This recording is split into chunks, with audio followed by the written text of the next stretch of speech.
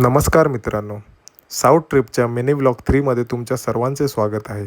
आंध्र प्रदेशमधील मंत्रालयम येथील श्री रघुवेंद्र स्वामी यांच्या मठात जाऊन आल्यानंतर आम्ही थेट गेलो श्रीशैलमला. श्रीशैलमला जाताना घनदाट जंगलातून आपल्याला जावे लागते.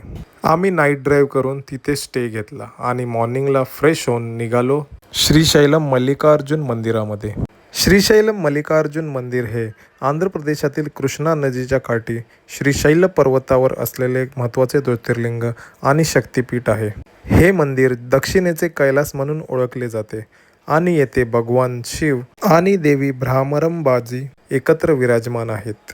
हे 12 ज्योतिर्लिंगांपैकी दुसरे ज्योतिर्लिंग आहे आणि हे देवी पार्वतीच्या 18 शक्तिपीठांपैकी एक शक्तिपीठ आहे. या मंदिराचा इतिहास खूप प्राचीन आहे. येथे येण्यासाठी तुम्ही हैदराबादहून बस किंवा टॅक्सीचा प्रवास करू शकता आणि ट्रेनने यायचे झाले तर जवळची स्टेशने मार्कापूर आणि नंदयाल आहेत. मंदिर सकाळी 6 ते दुपारी 3:30 आणि संध्याकाळी 6 ते रात्री 10 पर्यंत चालू असते. येथे मोबाईल फोन अजिबात अलाउड नाही आहे, सो तुम्हाला लॉकरमध्ये ठेवावा लागतो. मग कशी वाटली तुम्हाला आमची साऊथची ट्रिप? आवडत आहे ना? अशी बरीचशी मंदिरं आपण मिनी व्लॉगमध्ये दाखवणार आहोत. तसेच संपूर्ण व्हिडिओ देखील आपण लवकरच अपलोड करणार आहोत.